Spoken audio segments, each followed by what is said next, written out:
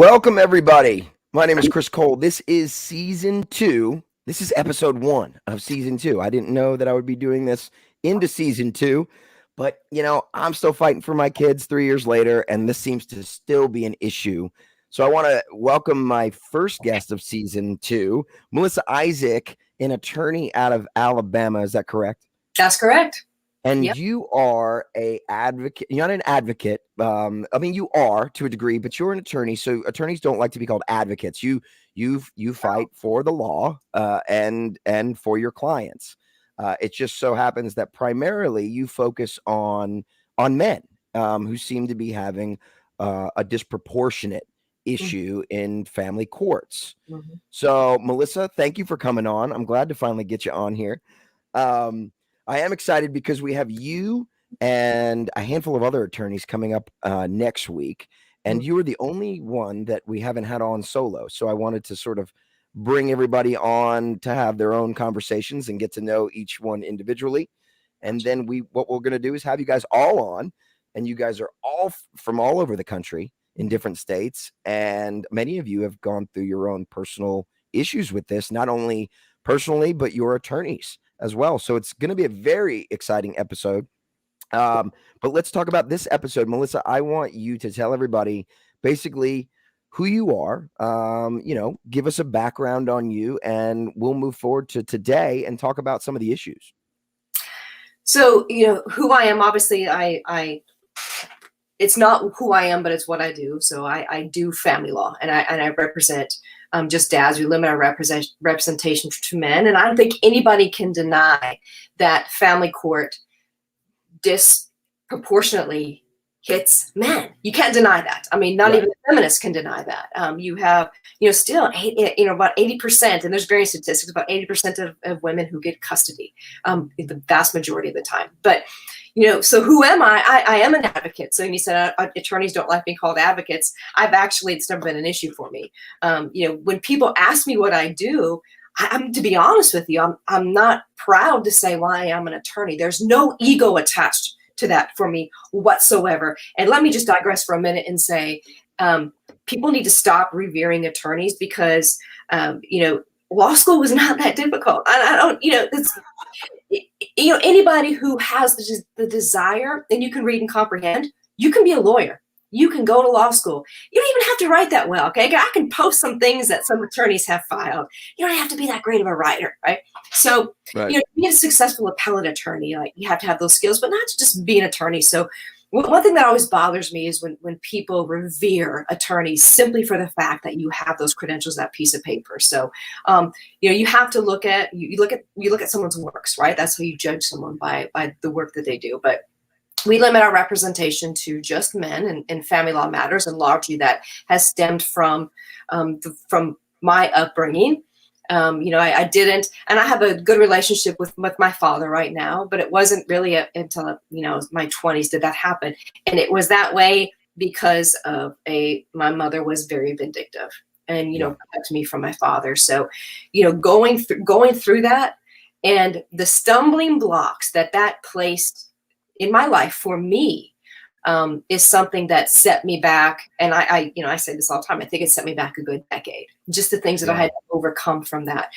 So out of all these stumbling blocks, out of all that is how I became an attorney, and I always wanted to do family law, and I always wanted to help dads. And truth be told, I didn't set out just to represent dads. I wanted to I wanted to help dads, but and I was not, I wasn't naive to alienation, to all those tactics. I was naive to, I thought the judges, they just don't have the information. You just got to get the information. Right. If you give them the right information, they'll make the right decision. Right. I mean, you read the law, it's like, well, this is fair. You read the law, well, this is fair. And in my personal case, I watched my mother lie her way through CPS investigations. And I watched her, and as a child, I'm like, wow, no wonder my dad is limited in his parenting because the judge didn't have the information, right? I was naive, right? So I always wanted to. I remember at age, I was about 12 years of age, I wrote a letter to the GAL that I had and said, this isn't, I'm sorry, to the CPS director about my GAL. The GAL was not, doing the good job that I thought she should be doing. And I got another GAL assigned, which to me was very powerful. It was very empowering, because I remember, I was talking to other kids who were like similarly situated, and they're like, well, you can't do anything. There's nothing you could do. And then, I get a new GAL. So it was very empowering for me as a child. Like, oh my gosh, like, you said you were 12. I was around 12 when I wrote the letter to the GAL. To CPS about this GAL. We don't have to go through all this stuff. I spent some time in foster care. I was in group homes and things of that nature.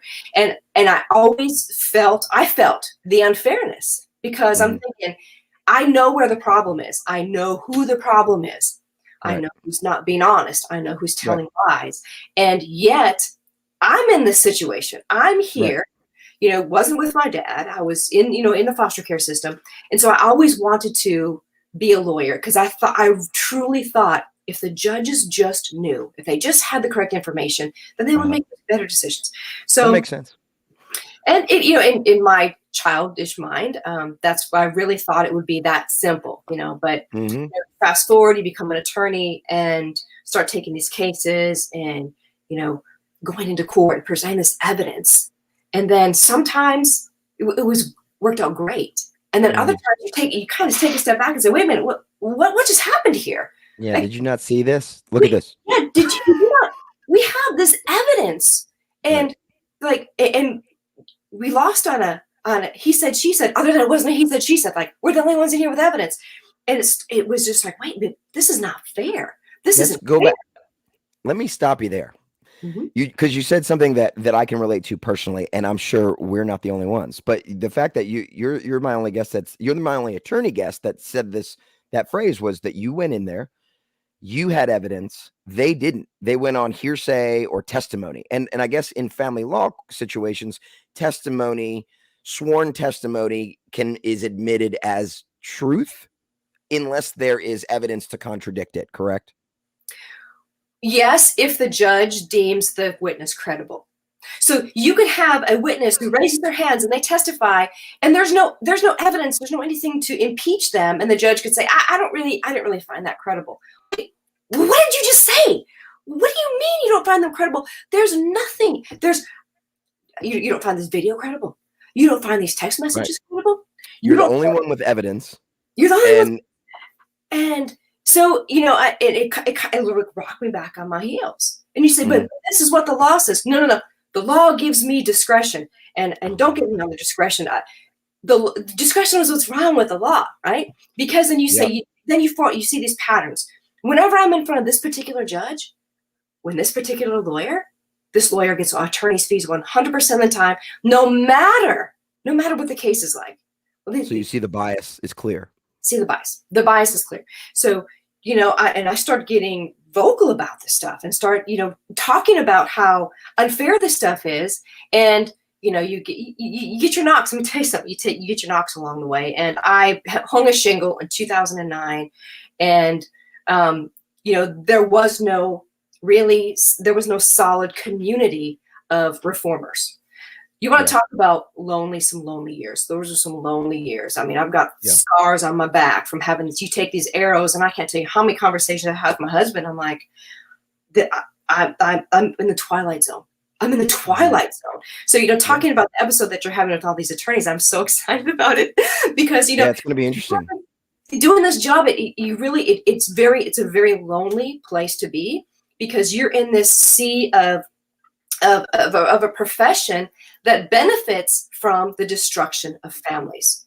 There's no other way to put it. This profession, benefits from the destruction of families. And what I like about the lineup you have coming on is, everybody is passionate, and passion comes from anguish, right? That's the main place that passion comes from, is anguish. And you could go down your lineup, and all these attorneys could tell their stories, could tell their stories about why they're here and the fire that's lit up under them while they're here. Because let me tell you something, I can promise you this.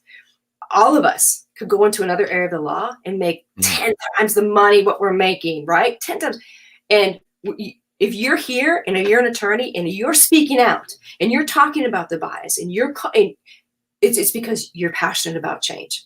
So, but I start noticing these things and start, you filing these briefs and doing these reconsiderations motions and going in front of the court. And I'll never forget a judge said, so Miss Isaac, what you're telling me is the way we've done it for the last 35 years is wrong. And I said, funny you should say that, Judge, because I have a Supreme Court decision right here that says just because that's the way it's always been done doesn't mean it's right. Yeah, we used to.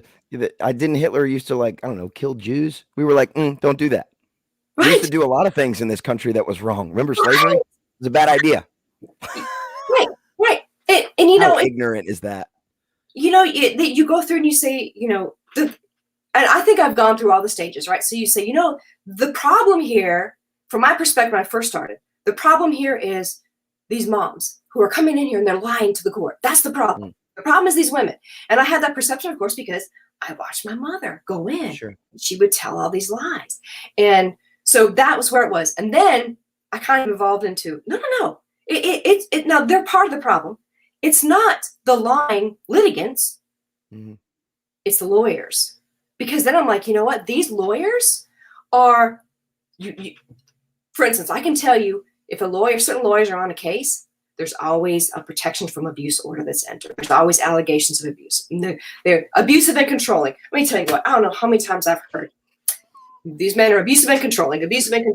Yeah. So and then you say, you know what? These lawyers, they're part of the problem, but these judges too. And then you evolve into, no, it's the system is set up to fail families. So you have an adversarial system.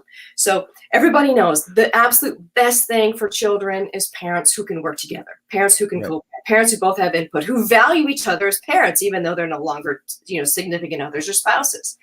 But the best interest standard and the family court system pits you against it's an adversarial system, which working together becomes an impossibility. Because one of the first things that lawyers tell their clients is, all right, no contact. Don't talk to the other parent. Gosh, okay. So we've got school coming up. We've got, we have extracurriculars. We have tutoring that needs to happen. We have just simple stuff, wouldn't it be great if divorced parents could text each other and say, how's my baby today? He's doing great. I'll remind him that you love him. Oh my gosh. But instead of stop harassing me. Exactly. You're harassing me. Don't text me. You're harassing me. What? Well, isn't it sad that I have to tell my clients, look, when you text a check on your kids, don't text more than once. Okay. Yeah. Because if you text twice or 3 times or 4 times because they don't answer or whatever, all of a sudden you're harassing. Oh my God. But it's an adversarial system that pits parents against each other, and then attorneys tell their clients, look, don't have any communication with them at all. So, and then my clients will text, how's my son? Talk to my lawyer. No, have your lawyer call my lawyer. Now, there's some things where there's some issues that are off limits. Don't talk about the allegations. You discuss your children. Don't, there's certain things that, and of course, every case varies. And I tell my clients, look, don't engage in this conversation. We're litigating this, but you make sure you're still a dad. You have the right to check on your kids if there's no restraining orders or whatnot. But when lawyers get involved, everything gets complicated. And then it's like in Florida, for instance, I just wrapped up a Florida case. The number of overnights matters for child support. So you have these attorneys that say, well, look, mom's not opposed to overnights, but it's limited to this number of overnights. Or, but what I have found is when you have litigants who do things that don't make any sense, you can put their behaviors into one of 2 categories: money or control. Everything. Or both, right? Usually both, right? Because you get your cake and you get to eat it too with both. Yeah. Right. So, but everything comes down to money and control, and the system is set up to perpetrate that. So, I had this case in Florida, and we were down there, we're arguing these motions, and I just got on a soapbox. I said, Judge, you tell me what to do. When I have a dad who calls me and says, my child is being abused, they're being abused. They say that. They give specifics. There's bruises. You as a judge, the whole family court system tells me as a lawyer to say, then we need to file in court because the courts take allegations of abuse very seriously. So then I said, so I have dads that do that. And then judges, all right, judges, I'm not attacking you per se, but judges then say, okay, well, we're gonna set this for a hearing, and then 9 months later we get a hearing. And guess what happens within 9 months? The kid gets hurt.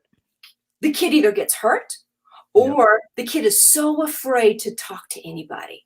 Mm-hmm. In 9 months, there's nothing immediate. Florida, in Alabama, you ask for a GAL, you get one. All right, you don't have to give a reason. Can I have a GAL? Sure, here you go. In Florida, the judge has to approve a GAL, right? So it's and rarely, and it varies by county, but like rarely do they appoint GALs, and rarely do I ask for them. By the way, rarely do I, and that's a whole other show. Less is better, right? Yes, but so here we are telling these fathers, look, if you have any concerns, just come to the court. Court looks at the best interests of children, and then you get there and you're in the twilight zone. You're out tons of money. I don't know how many continuances the other side's probably going to get, and it's going to, I mean, kids in therapy, and they don't know why. They blame it on the parent that isn't seeing the child. That's what they did in my case. They blamed. She twisted it like my kids are in therapy because of my inconsistency. My inconsistency of what? Not seeing them? Whose fault is that?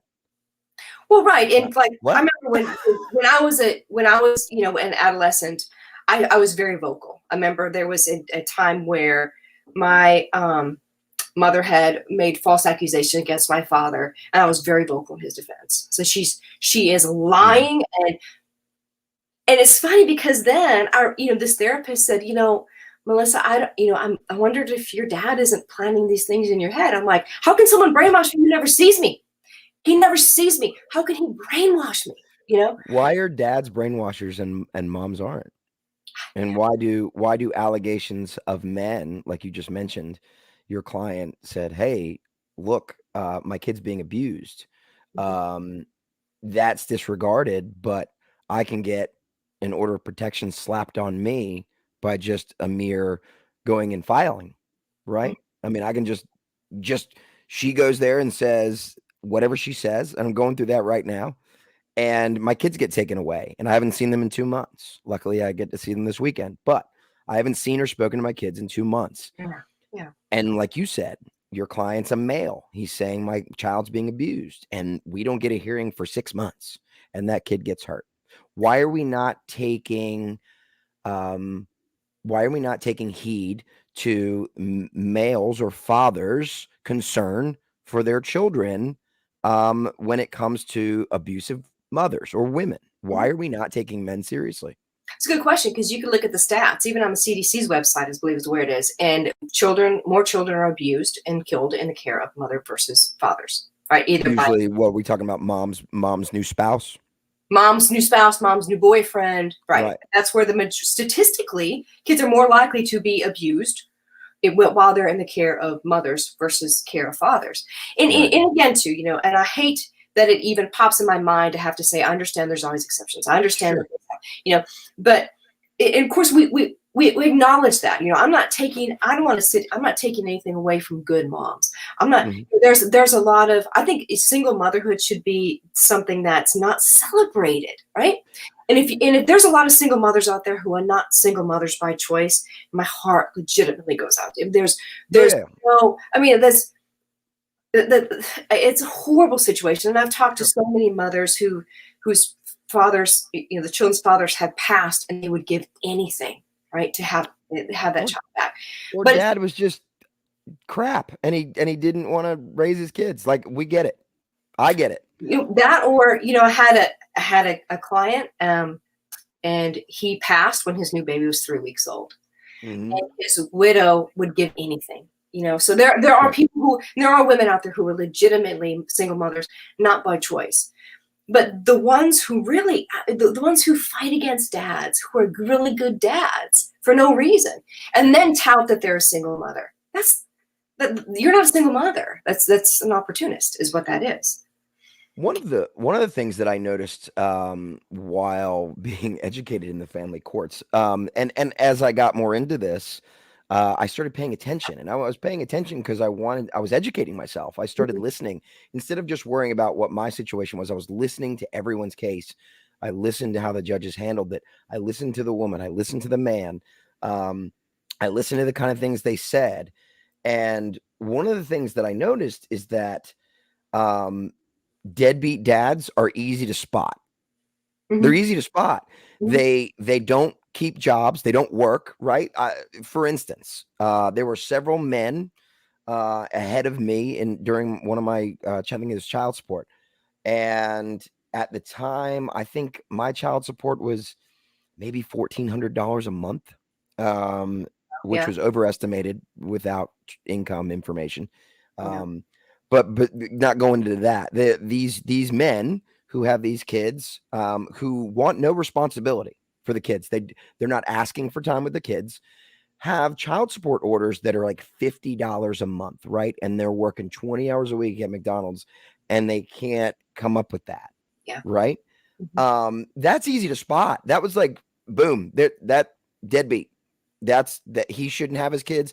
He should be paying way more than $50 a month.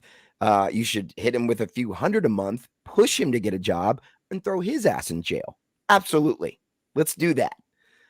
But then you have dads that are like you, that you work with, that we work with, that have Mhm. podcasts, that go to capitals, that go to protests, that build Facebook pages, that talk to attorneys. That if I could get a judge on here, I would. But no active seating judge is going to come on here. I don't think they can lawfully, but I can't get another judge to come on here. Um, a deadbeat is easy to spot. I'm not a judge and I'm not a psychologist, and you and I have more education about. You and I could sit on, even without your law degree, we can assess the situation and go, that's not right, that's not right. We teach our kids this. We teach our kids right and wrong. We know when people are lying. Why is it? And I know the answer, but I want to hear your answer. Why is this such a mess? Why is this so hard? So Because it's for not many hard. reasons, well, you're right, and it shouldn't be hard. And just to go back to what's taught. First of all, when I was in law school, I got a C in my family law class. But I knew more than the professor did. I'm like, well, that's not right. Yeah. I raised my hand and say, well, that's not right. So we would have these discussions about why this is wrong. But the law says this. How can you teach this if the law is this? If we have, Troxel was already in the books when Yeah. so if we have the Troxel case, then how can you say that this is how the best interest standard applies? And it was always, you don't know. You don't know. So, but what was really sad for me is looking around my classmates. They're like, their eyes are spinning and they're like, yes, yes, yes. And they're taking it in. And I'm like, no, no, no, wait, this Right. is wrong. Because the vast majority, truth be told, the vast majority of students in law school did not have the experience that I had, going in there. So what's the Right. problem? The problem is money. The system is set Right. up to continue. Since, once you get in the system, it's hard to get out. Because if you Mhm. want to make any changes, you have to go back to court. Mhm. And I can't tell you how many times I've been sitting in the courtroom waiting for my case to be called. And there's pro se litigants in there, and the judge says, "You know what? I'm going to continue this. I really want you to go come back with an attorney." Who can do that? I Yep. mean, most people can't do that. Most people can't, stroke a check for that much money. So, but that's the way the system is set up. It's set up. It's fun, the domestic violence industry. They said, well, that's set up to help victims of domestic violence. It is an institutions industry, just like Oh, absolutely. schools are an industry. Everything's a money making. They're corporations. Child support is an industry. Child support, Mhm. So, Mhm. but that's the problem with change. And I've spoken to countless legislators. I mean, you've spoken to legislators, Yeah. and they either have no idea what Title IV is, or they Yep. know where it is, but they have no idea where the money is spent, where the money goes, or they'll just straight out say, "Look, we can't afford to lose that money." Mhm. So, in the meantime, you have a like juvenile system that's feeding the criminal system. You have a divorce system that's feeding the criminal system, and it just perpetuates. You look at most prisoners were they were raised by single moms. That's not a hit to single moms, other than to say, listen, facts are facts. Yeah. My little boy, he's just he's my heart. He's a little man. He's 6 years old, but he is a man, right? Mhm. And he got mad at me when he was 2 years old because I put this Winnie the Pooh shirt on him, and he wanted to wear a flannel. Probably, but he is at 6 years old. He knows about mechanics. He's a orange belt in karate. That's because of his dad, right? You know, obviously I have a huge contribution. My daughter, she's got good self-esteem. I'm not saying I'm not going to have issues when they're teenagers. I probably will. But what I'm saying is, you know, they wouldn't be the children they are but for their dad. Obviously I have a contribution. But I think we mix equality with value, right? Am I equal to you, Chris? No, I'm not. Am I equal to my husband? I'm not. I will never be equal to a man, okay? You can lift more than I can. No, we're not equal, but that doesn't mean I'm any less valuable. That's the thing. We focus on equality instead of celebrating that we're not equal. We're equal as far as our value as human beings, but we weren't created equal. There are things you can do I can't do. There are things I can't do that there's things a zebra and an elephant, they're not equal. There's a reason, you know, we're so, especially now, we focus on equity. You know, it's opportunities need to be equal, not outcomes. And Jordan Peterson talks about that all the time. We literally talk about having to create this utopia. And, you know, we get into, like, not to get too far into politics and socialism and all that, but because that's what's happening. This is a redistribution of wealth. You're giving essentially a mother who's not financially capable, a man's only capability to be financially successful. You're deeming him unfit, yet he is financially fit, which means there must be some level of fitness to him to be able to hold down a job. You don't judge the mother for working or not working. And then you find out, like you said, about the incentives.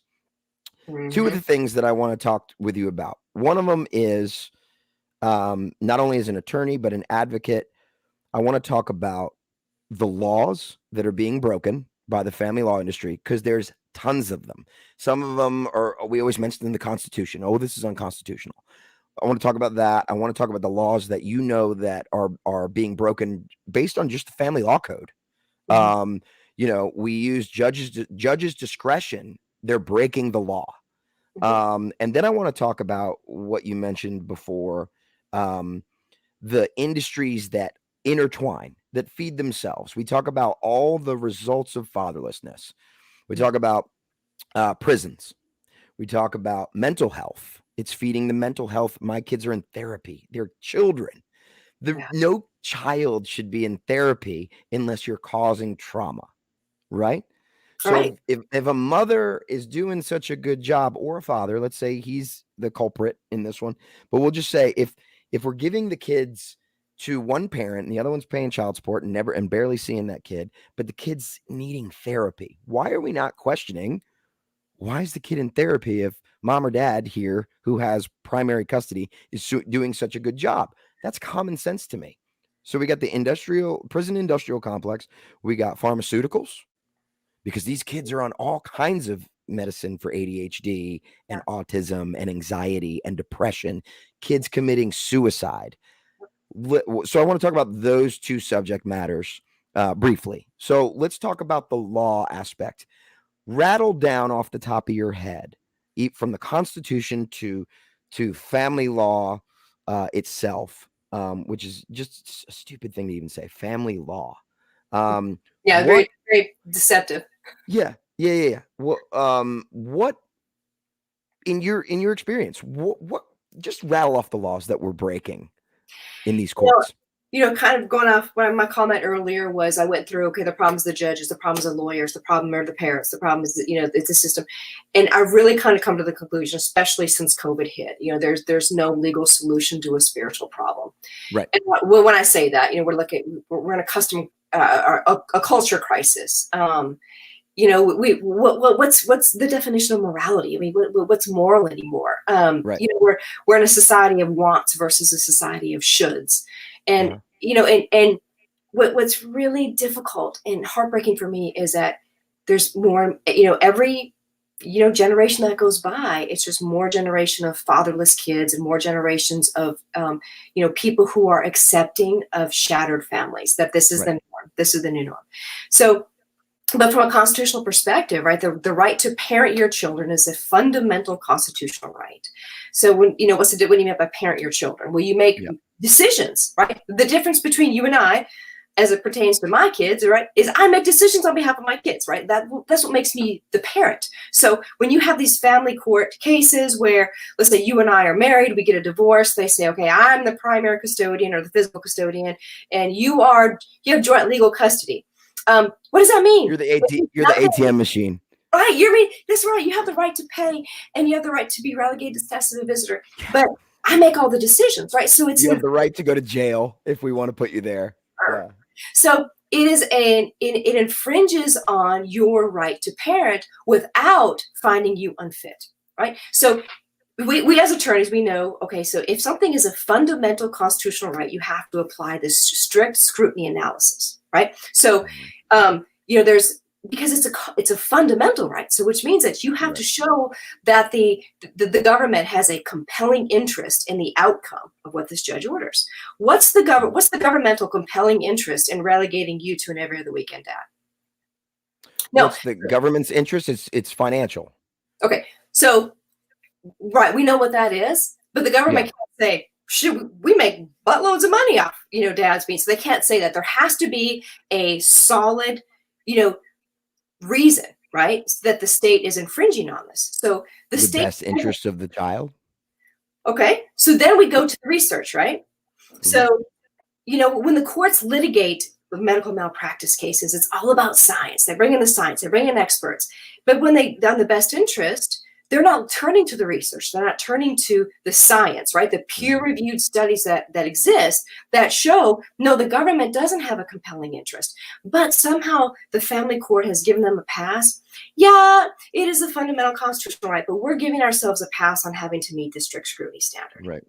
So, and then you have ex parte orders. You have, restraining orders that are handed out, like candy. But then you have a due process violation because you have the right to be heard. Well, these ex parte orders, you might get home from work and there's a sheriff's car there waiting for you, serving you papers saying you can't go in the house. Wait a minute, when do I get to tell my side of the story? So, in Alabama, if any time that your custody, your visitation is taken away, they have to have a hearing within 72 hours. How often do you think that happens?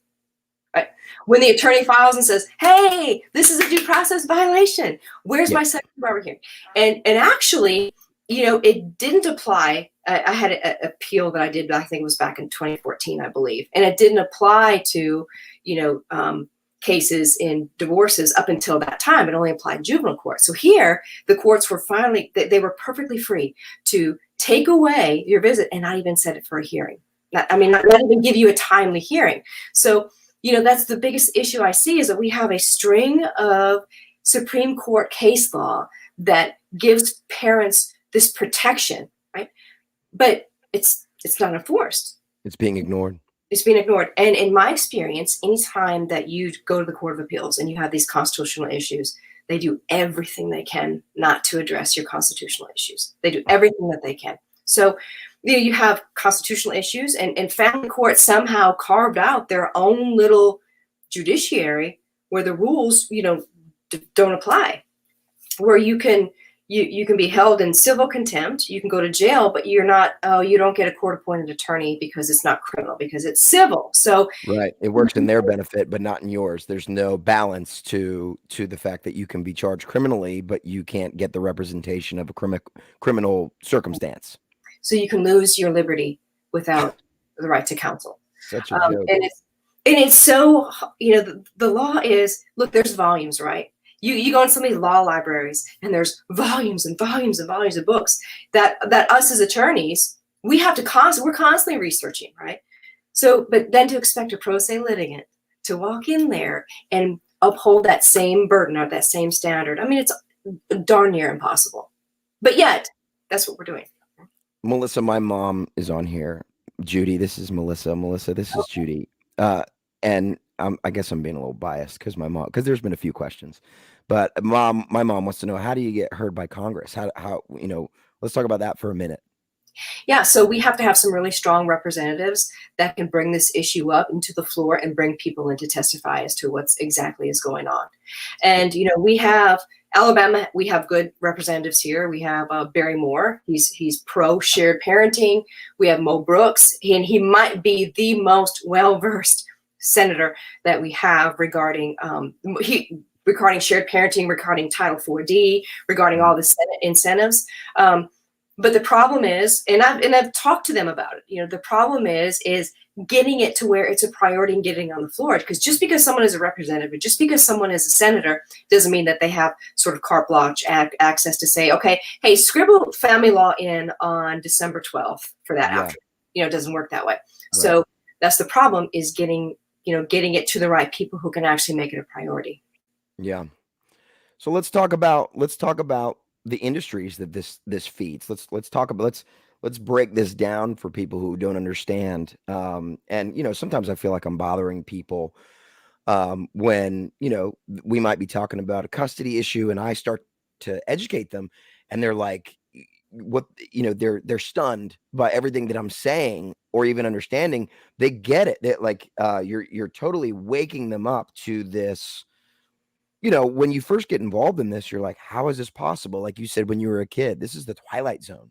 Yeah. Well, it happens when you're a parent going through it too. It's like, you're brought up to believe that, America is good, and your judges are good, and police are good, and teachers are good, and listen to adults and all this. And when you grow up a little bit, you realize that adults are the worst kind of children. They're the worst kind of evil. And that our system is corrupt, and there are lots of good people intertwined in there. But unfortunately, I don't know if they're outnumbered and outgunned within the system. You as an attorney, would you say that there's a majority of attorneys, like you said earlier, when you were in law school, that sort of go with the flow? Yes. Or don't get it? Yes. Versus ones that are very like, no, I'm an attorney because I'm going to do what's right. I'm going to fight. I'm going to do what's right. And again, we talked about how attorneys like you get retaliated against for holding, which is your job, to hold the judges and the courts accountable and to represent your client correctly. And then they'll attack you if you don't zip your lip. Yeah, so I think the vast majority of attorneys will just go with the flow.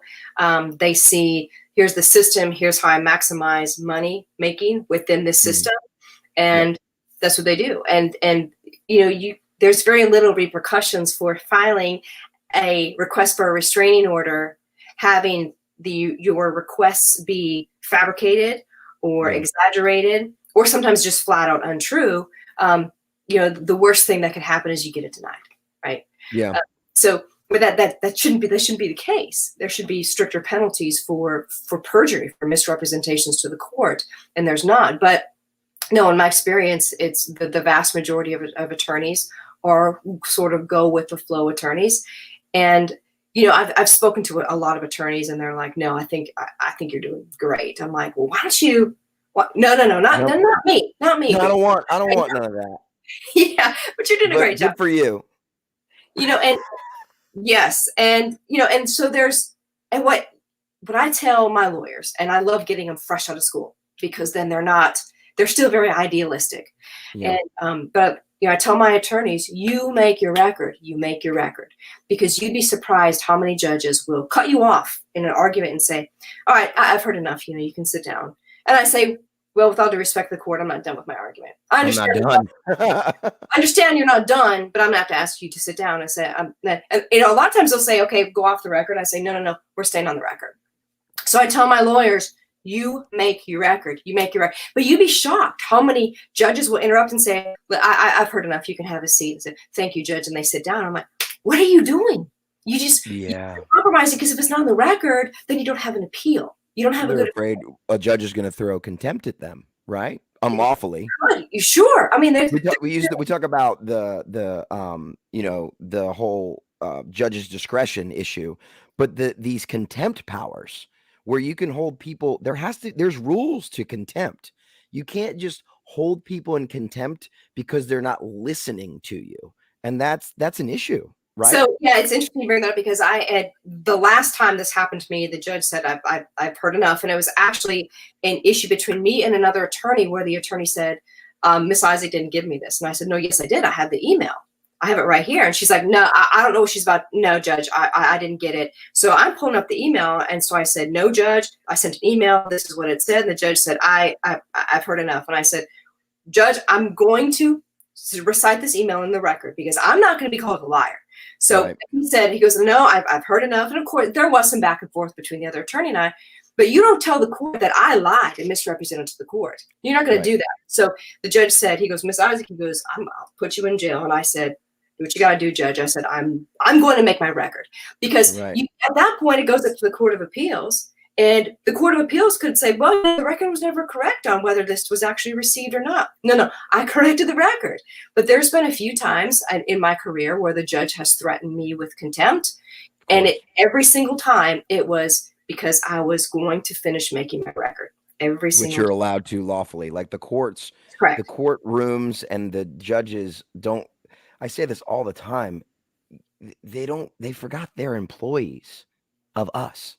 Like they're so disrespectful and we're supposed to respect them. They are employees. And I mean, that's not me being arrogant or trying to be disrespectful. I'm not disrespecting them as human beings, but if they're going to behave like tyrants, they're overstepping their bounds when they say things like, you're not gonna, they've said to me, Mr. Cole, you're not gonna act that way in my courtroom, or whatever it is. And I'm like, man, I pay for this courtroom. This is the people's courtroom. It's not your courtroom. It's not your playhouse. It's not your kingdom. And are we dealing with a bit of I'm going to throw around the word narcissist because we toss that around a lot, and that's a diagnosis thing. But we're dealing with these power hungry, egotistical animals. And no disrespect to any good judges out there that are kind and respectful to people, but I've had my share. I've dealt with a judge that is complete embarrassment to this country, to his position, to the county that I live in, and he should be removed and disciplined. Mm-hmm. Yeah. What's going on? One thing that I've noticed too is the older judges are extremely difficult because that's the way I've always done it. You're telling me I need to do it another way, and the younger judges the young ones who are getting on the bench are actually easier to deal with because their generation has dealt with the consequences more than these older generations. A lot of these judges have been raised without their dads or, so in that respect, actually the newer judges, it's getting a little bit better because now, and everybody, we haven't been successful in every state yet, right? But there's been a wave of shared parenting in every state house, I think, in the United States. And they know it's coming. It's coming. They know it's coming. So the judges have been, the younger judges, the newer judges have been a little bit easier to deal with. But we have a long way to go, but the older ones are the ones that I find are difficult. So the hardest thing to do as far as my case is when you have a baby. Because judges are so reluctant to give custody or give 50-50 when there's a baby. And, it was an older judge.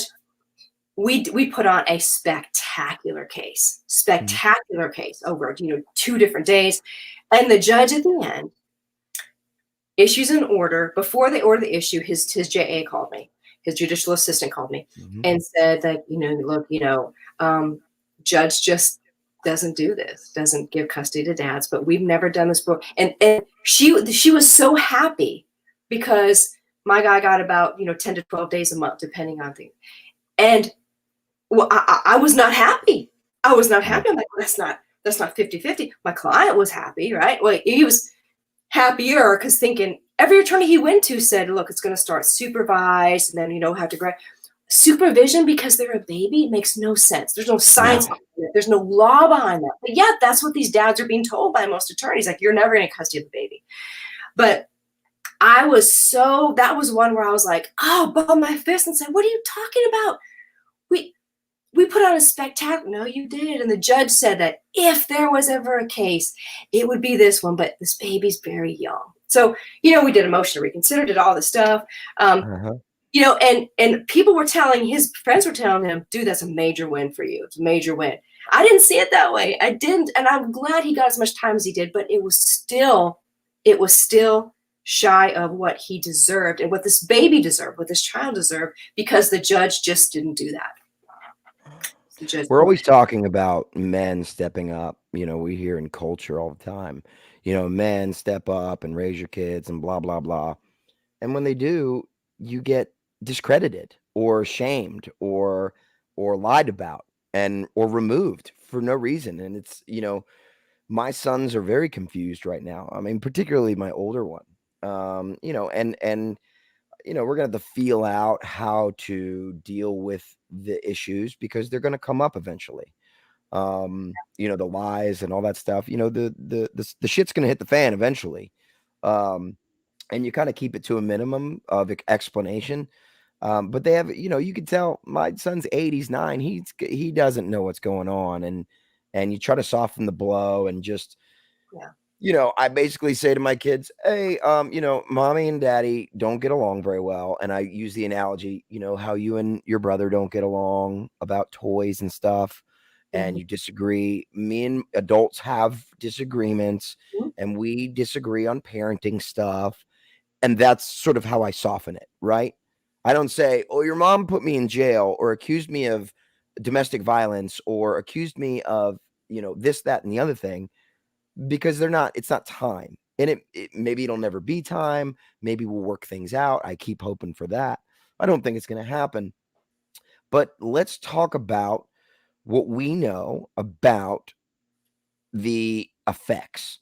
Because I think, like you said, we know the science, we know the statistics, and yet we can't get legislation passed. And we know the reason. It's money. It's money. So we don't have to discuss why is this happening. It's money. But let's talk about the effects of fatherlessness. So let me go back to that. Yeah, let me go back to my personal situation. So my mother growing up was very punitive. And her thing so I have 2 sisters, one older, one younger. My younger sister has a different father than my older sister and I. And so my older sister and I were punished quite regularly. And her big thing was for us, was withholding food. So, I remember, I can't remember how old I was, maybe 8 or 9, but a social worker had come and was measuring like my arms and my bones because I wasn't growing. And I'm sitting there and I'm thinking, I'm hungry. Like I'm hungry, but I couldn't say anything because she was always there. And here's the thing with my dad, I didn't see him that much. But I knew that he had no authority. I knew if I told him, he couldn't do anything. I knew this. I knew she was the queen bee. You could feel it. I could feel it. Well, she would say that, I make the decisions, so she would say things like that. So, you look at my grades in school, I barely passed school. I remember when I was in middle school and we were doing some testing, and I remember the guidance counselor said, you're probably never going to go to college. And, but for me, the effects of what I was going through completely stifled. It stifled me educationally. It stifled me socially. It just, it stifled me. And that's around the same time, I was in middle school. There was an incident the night before.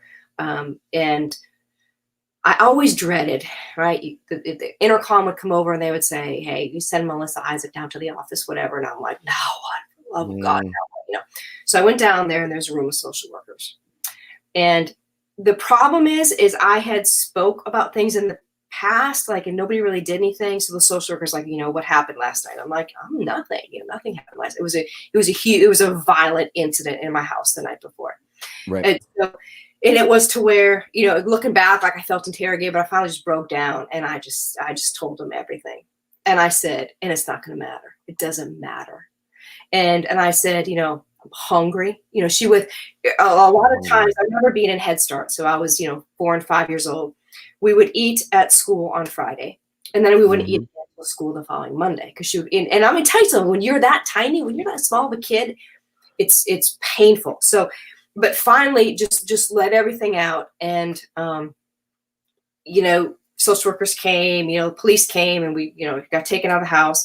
But through that process, she was told, you have to go undergo psychological evaluations. And it was a shrug of the shoulders, like, I'm not doing that. But there was no other consequences. The false allegations kept coming, and nothing ever got resolved. Nothing ever got better, And if But, it starts to settle down, they'll kickstart it back up. and then it was for me then when essentially when I turned 18, I didn't have a really good relationship with my father. I just didn't. I never really had a good opportunity to do that. So, I had a full-time job and a part-time job, and I was going to junior college. It was so hard not to have an established support system. Right. You can look back at my grades and you can say, how the heck did you ever get admitted to law school, right? I was a C- student at best, and everybody who wants to go to law school knows your undergraduate GPA means everything. Good thing I had, I joined the Army, and that was the best thing I ever did. I mean, best thing I ever did, and got, 2 master's degrees with really great GPAs, a 3.9 and a 4.0. And thank goodness my law school looked at my master's grades and nothing, Right. and take into consideration my undergraduate. So, but when you look at it, it's more than just they don't have their dad there to tuck them in. It's an entire support system and extended family that is ripped away from these kids. And Right. if there's abuse going on, there is no one there to police it and check it. There was no one there to, if I would have been with my dad half the time, he would have seen the bruises. He would have, there were obvious signs that were just overlooked. Now, I go back and, this was looking in the 80s and into the 90s. It was hard then. It's hard now. It was really a lot harder back then. But when we talk about the effects of alienation, you look at, I hadn't lived in a house with a man until I got married, right? Yeah. And I had no healthy relationships with men. And like I say this all the time, I stumbled through my 20s. I tried to. I think I did too. Yeah. And I really feel, especially being a mom now and having my children's father there, having a good marriage, I see all the difference in the world. I mean, I had no confidence when I was growing up. I mean, it was awful, and I just made bad decisions. And so you look at the consequences of alienation for these kids. Sometimes you don't really see the effects until they're older. Well, then there's nothing else to litigate. But when you go into court now, what the judges look at, well, attendance in school is good. Grades are good, getting A's, B's and C's. Hey, mom, any extracurriculars? Yeah, they're in basketball and dance. Okay, well, I mean, everything looks good to me. Okay. So, but that is so topical and so superficial. Oh, yeah. Shallow. Yes, it's so shallow as to what it means to raise healthy children, Mm-hmm. And, I liken raising kids to, if you're going to raise a rose, it takes time. You water it, you fertilize it, you prune it, you do all this stuff. You can throw weeds grow, right? Weeds just grow. And it really seems to me like the family courts look at some of these kids and they say, well, I mean, they're alive. They have shelter and they're fed. They must be doing great, So there's a big difference between, raising a weed and raising a rose. And it takes 2 parents. That's the design with 2 parents. Yeah. And, and I can tell you in the foster care system, and, I was a child therapist for a little while and working in an inpatient psychiatric hospital for kids. There's the formula for destruction is bad moms and absent dads. That's a formula for destruction. So I remember when I was a therapist reading through these files, and it's a different version of the same story, And it's so sad. And I know these judges on the bench who aren't doing the right thing, they have to see these patterns. They have to. Well, it's creating, I mean, again, we're talking about it's creating an industry for them. These kids become, let's talk about the effects on boys and girls that grow up fatherless. They're cycled through the system. They become drug addicts, drug dealers, gangbangers. Most likely, we talk about our prison population. What is it? Something like 90% of the men. First of all, what our prison population is like 98% men, right? 97%, something like that. The rest are women. I would assume those women are fatherless as well, or grew up in abusive homes of some kind. We acknowledge that there are abusive men in this world. What we're not acknowledging is that there's abusive women in this world, almost to an equal degree. And sometimes the tactics are different. But when you dangle that carrot, when you go, well, hey, look, he broke your heart, he abandoned you, he left you like your dad left you. For me, I couldn't take it anymore. I tried, I did. I wasn't always perfect. Trust me, when you're dealing with someone that is difficult, you yourself become a monster as well.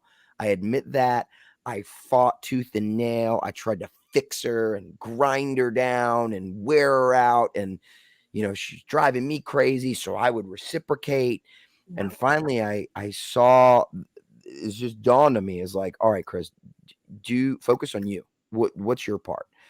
Don't speak to her that way. Don't retaliate. Don't do this. If she does this, don't do that. And when I started doing that, it actually got worse because then there wasn't this. What they were longing for is, even if it's negative attention, it's attention. It's a form of control. Mhm. And when they finally had the courage to leave, all of a sudden I wasn't a good father. So many men out there, and women too. Okay, I don't want to keep having to say that. We're talking about dads right now on this episode. Um, so many men out there leave abusive relationships Mhm. and they lose their children over it. Mhm. And these abusive women use the system to abuse them further, and they use those kids as pawns. And it's so obvious that it's almost frustrating, like you said. I mean, it takes its toll on all of us mentally, physically, emotionally. Just because we think that men don't have feelings, I die inside all the time. Yeah. And things like this podcast lets me speak. It probably keeps me sane Mhm. to a degree. I've been Mhm. to jail a few times for not doing anything wrong. My first experiences in jail, I was innocent of what, and this is over custody of kids, you know. Yep. I have criminal court on February for violating a order of protection that's already been dismissed. But Oh. the violation, Melissa, you know what the violation was? The Mm. violation was me texting her, asking her if she wanted to say happy birthday to our youngest, because I had him that weekend. I said, would you like to talk to our son? She went to the police and reported me. And I kid you not, in that report, it says, Mr. Cole violated blah, blah, blah, order of protection with text message about the children. Whoa. By You know, all means, lock me up. what's sad What? about that too? There are a couple judges that I can go in front of and say, hold it up and say, "Are you serious?" And the judge would say, "Well, this dismissed. This is ridiculous." And then there's some other judges that would say, "Wait a minute. So you're telling me he texted her when she didn't want him to?" I mean, it's like, what? So you know what it is, Chris? I mean, apparently with your judge, maybe you got bad luck on the draw. If you would have He's thrown an old man. Like you said, he's like 90. this, I think he's like 80, right? He's retired. He's absolutely cruel to me, disrespectful, violated my due process rights, mistreated me, doesn't care about my kids. And, he watches my podcast. Okay. I said those things about you. Do something about it. It's like, that's the truth, sir. I don't mean to be disrespectful to you. You are abusive. You're abusing your position. You're breaking the law. And that's the truth. And I am fearful to a degree what you might do to me, but it's not going to stop me because I'm a man and I love my children. right? And we need more men, gentlemen, anyone watching, speak up, ladies, speak up. Do a podcast, reach out, do stuff. Stop. We can use an army here, Yeah, because honestly, there's a there's a militia of us, a militia sides group. We'll say that, and then we have our little cadets, but they're not quite ready to join the fight. They just want to join the conversation. They right. just want to tweet. They just want to jump on here and comment, but they're not doing anything. And guys, we appreciate the love when you say thank you, Melissa. Thank you, Chris. And I mean no disrespect when I say this to you. What the hell are you doing? I my plea to the audience would be go to your legislators, Yes, go court watch. in Um, droves. just make you have to be vocal about these things because what's sad is people don't really get involved until this issue hits their front door. They don't Right. get involved until it hits their front door. So, Yeah. and a lot of people will say, there's still a stigma saying, well, you lost your kids, you must have done something wrong. You went to jail, you must have done something wrong. And Right. again, until you get involved, that it's just, and another thing too, of course, there's no recordings in the courtrooms, but they're still supposed to be open courtrooms. Go there. I think that that's another thing that family court does is it's a big First Amendment violation. They tell you, and I fight this all the time, is when they say, okay, parents, neither one of you are able to talk to your children about these issues. I'm like, wait a minute, you can't tell a parent what they can and can't say to their kids. You can't do that. Right. If kids are confused in the middle of this, the best people to explain to them should be the parents, right? And I understand the reasoning behind them not doing that. But still, I tell my judges, say, listen, you can't tell my client he cannot speak to his daughter about why he hasn't been able to see her for 2 months. Now, you can say, I'm okay with some parameters. You can't sit your child down and say, your mom's an F and B and blah, blah. Like, I get that. But a court should never tell a parent, this is what you can and can't talk to your own child. That's huge. No. Well, especially because they're creating the problem, and that's why they don't want you to talk to your kid. Because at the end of the day, they're abusing you and your child, and they don't want you to even when you have every other weekend. And I have to explain to my kid why he hasn't seen me in 2 months and why I wasn't there for Christmas, because I wasn't supposed to be there for Christmas. And I won't go deep into that, but she showed up with my kids, and I'm supposed to not communicate with her at this moment until the criminal hearing gets dropped for that violation, even though the order of protection was already dismissed by her. So she made all these allegations and dismissed it, but I'm still being punished for a violation about asking her if she wanted to say happy birthday to our son. Yeah. What a joke. Yeah. And I can't get a newspaper to print that. I can't get a news organization to cover that. I can't get this judge disciplined. I mean, are you kidding me? And that's what we're dealing with. What aggravates me is they say, well, no, I think maybe the child should go to a counselor, and then the counselor can, and I say, okay, so, I could probably count on one hand, and I worked in the mental health field. I could probably count on one hand how many counselors I've came in contact with that are complete hacks, right? Yeah. That and even cross-examining them in court, talking about alienation. What's your training in alienation? What's the definition? That there's no intelligent response, whatsoever. So you say, so what did you tell the child? Let's say, what did you talk to the child about why he can't see his dad? I told him that the judge has major concerns. Like, wait a minute, do you understand what you just communicate to that child? That, you have to look at it how it's received, look at what was said, and say, so you have major concerns about my client. Yes, I do. Based upon what? How did you talk to him? Well, no. Okay. So that's what aggravates me is we have these experts who come in, they're mental health experts, and they're given their opinion. It's not based on any sort of academics. It's not based on anything, well, in my experience. And they have an opinion, but they spend little to no time with the father.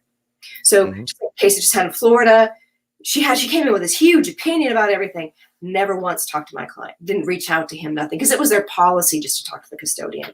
Well, a lot of stuff came out. The judge was not impressed with her at all after all that. But, and I know we're getting short on time, but we're good. Go ahead. We look at these other vocations, other industries that are attached to the family law courts. The mental health field is another one. And so that's another one. Huge GALs are a huge heartache for me. But the mental health professionals are as well, because they're completely testifying from their own bias. There's nothing. Say, well, whose theory are you employing here? What do you mean, whose theory? Well, I mean, are you Carl Jung? No, then they can't name anybody. Or if they do say, yeah, Carl Jung. Oh, tell me about Carl Jung's theory, because I know this, right? Because I know it. Yes. Sad. And then the forensic interviews. I mean, there's so much leading and so much. I mean, you watch these interviews. Sometimes I just put my hands up. And I'm like, are you kidding me? Are you kidding me? And I'm actually in a PhD program right now because I really want to get into this area and go into the training of these people. How do you work with high conflict families? How do you rehabilitate relationships between parents and kids who are alienated? Because let me tell you what, those professionals, they don't know. I mean, they'll say, well, in my professional opinion, after evaluating this family, there's a severe breakdown. I'm like, oh, No, be a doctor. No spit. There's a breakdown. You must be a PhD. That's You're wonderful. genius. That's kind of why they went in there. But there's no analysis as to, so like when I asked, so when you got to the root of the problem, what was the root of the problem? I'm sorry, could you rephrase that? No, because you didn't do it. That's why. No root of the problem. Could you rephrase that? You don't understand the word root? Like what? So it's because they were buying time to think of an answer because you got them stuck. And even in this PhD program that I'm in now, it's really one of the best programs in the nation, and sought out this school. I was so glad to get admitted. But we're on Zoom, we're having, because of COVID, so we're on Zoom, we're having these classes, and I'm thinking like, wait a minute, what did you just say? That's wrong. That's wrong. So I'll chime in and say, actually, that's wrong. That in my experience, this and this and this and this. And the professor was big enough to say, actually, I've had no experience working with the courts at all. But you understand what you're saying is extremely misleading, and you're informing these people who are here getting a PhD who may be in that seat one day. So, we have problems in training in law school. We have problems in training our mental health experts. We have problems everywhere because I think it comes to a point where, for instance, some of the kids I grew up with, kids I was in foster care with, they don't want to deal with this. They don't want to do this. They're either moved on with reliving it. They don't want to relive it. They don't want to relive it. They want nothing to do with it. They agree with everything I say, but they want nothing to do with it. And there's some people, there's some kids that I grew up with that, I hated. Some of them are in prison. Mm-hmm. But they never had a chance from the get-go, never had a chance from the jump. And that's where I think this passion for me comes from, is it's all unnecessary. It's so necessary. And we're ruining lives for profit. And we're ruining lives because people who are supposed to help are apathetic, or they're interested, or they're uneducated, or they're naive. Whatever the case is, I don't care, because the result's the same, right? The result's the same. So until we can stop focusing on money, which, by the way, I have no, I'm not an idealist in that respect. I don't think anything's going to change. I hate to say this, but unless our politicians do what they say they're going to do, right, it's going to change. And I've become disenfranchised with the politicians. I've spoken with so many, and it sounds so good, and you're excited, like, oh my goodness, they just said this, and they said it on video, right? And that's it. It doesn't go anywhere else. And then it goes away, because that's how politics works, right? Yeah. They say what they need to say when they need to say it. Joe Biden. How much video do we need to look back at from any of these politicians that we sort of, they said this in November and now it's January and it's something else. And, Dr. Fauci, not to get into all that, but we see it all the time. And again, apathy. This country is so apathetic. It's so just mundanely, just blah. I don't even know what the word, just lukewarm. Everybody's just like, and I think the problem is too, is everybody's struggling so much with different things that they don't have the energy to get involved in anything else. Absolutely. And reliving this all the time. Lost Melissa. Are you there? I'm here. Yep. I'm here. Can you hear me? Are you there? I am. You're coming back a little bit. Okay. Yeah, I can barely hear you. You sound like a robot. There you are, I think. Okay. Yeah, I'm not sure what happened. Looks like I have a full signal here. It's the feds. They're on to us. So, but it's Are you there? Yes, I'm here. Can you hear me? Oh no.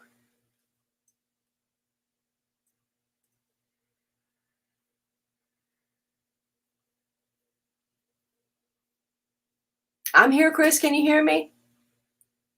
Oh, he's out of the show.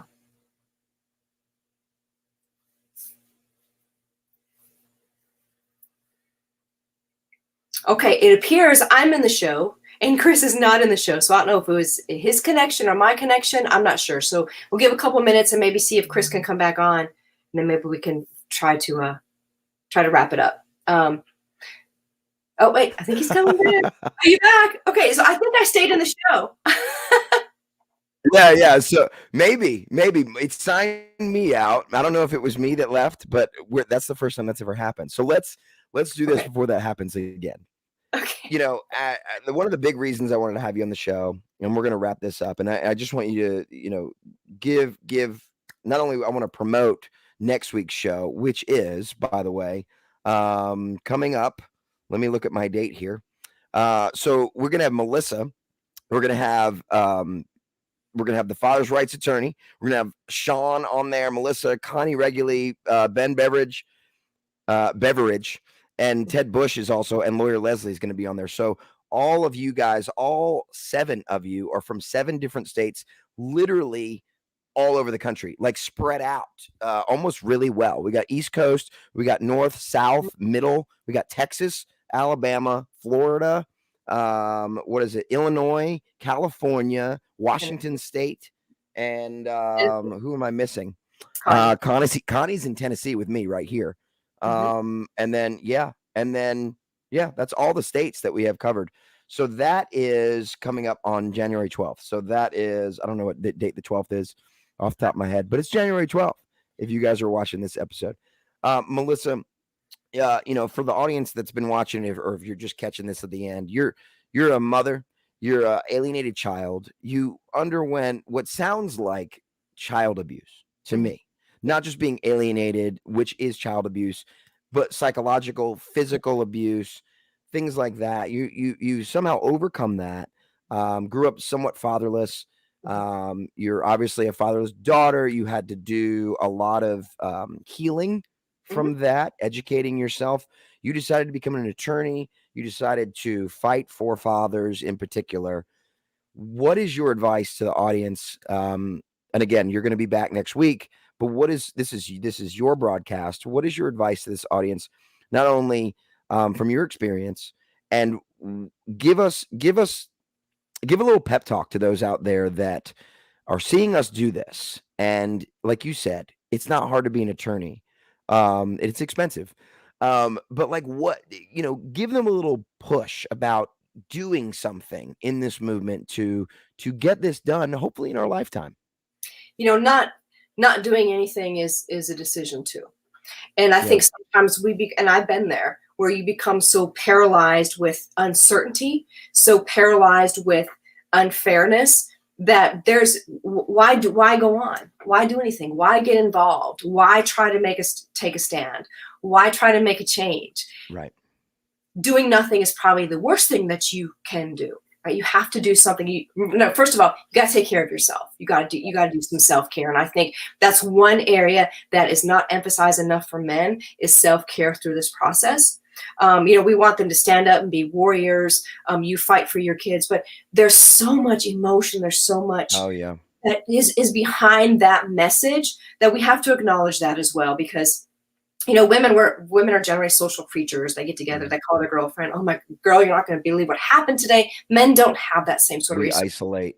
Yeah, they do. So definitely take care of yourself. And you know, and I don't know where everyone is spiritually, but I think that can really help too. You know, is you have to find meaning in some of this. You know, there was when my dad went through some pretty bad allegations, and he went through a very rough time where he had to leave home for a little while. I mean, it was, and I know that other people may have had similar thoughts, you know, about that. You know, so I think you have to believe that change can happen, and you have to believe that good can come of that. And like I tell people, I wonder if my dad, when he was going through the worst of the worst, I wonder if my dad ever thought for one second that little girl that he never got to see, would become somebody that would stand up and fight and slam their fist out. This isn't right. This isn't right. It has to stop. So it's a question: at what age did you seek out your father?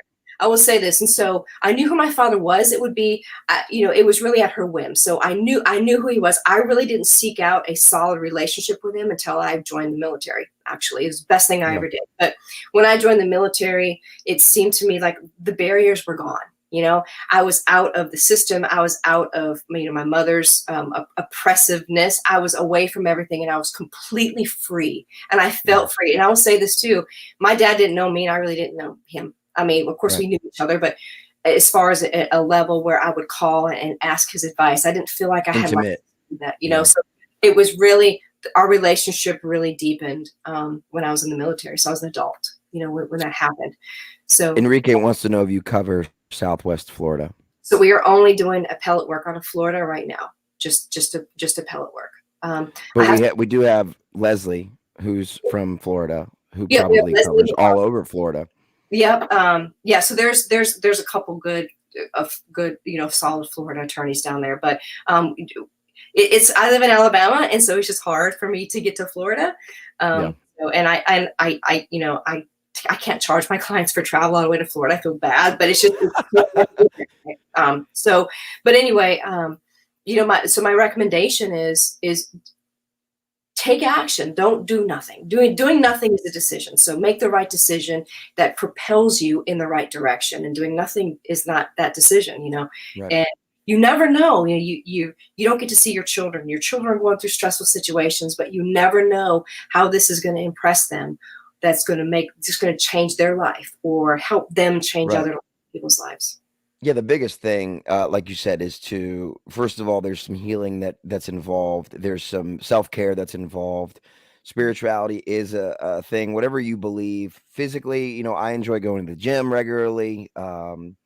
Things like that is just good for you. Doesn't mean that I haven't had my spells with depression or sadness or unhealthy behaviors. I'm a human being. I'm not going to get into what all those are.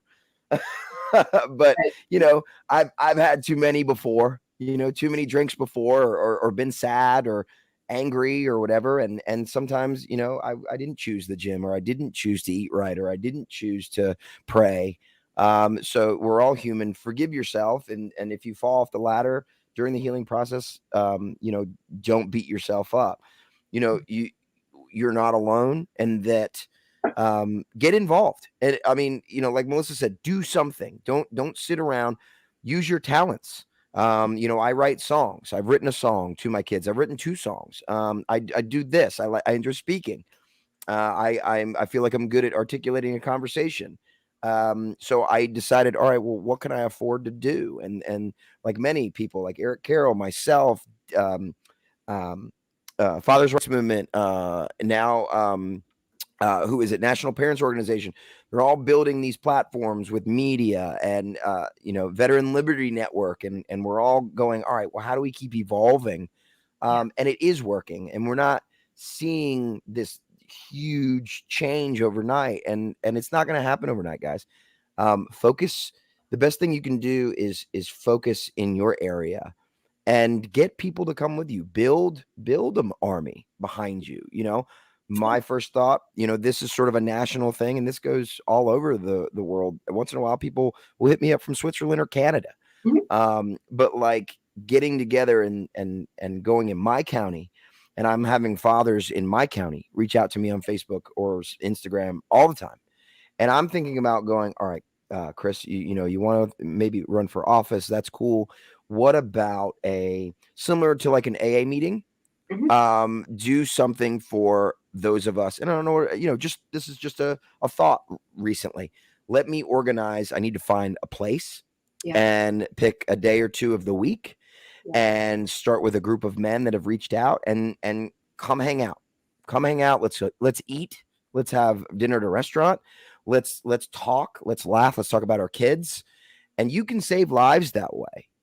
That's exactly how AA works. A lot of it's about camaraderie and friendship, and just because we isolate, especially men, we do that. So, Melissa, thank you for coming on.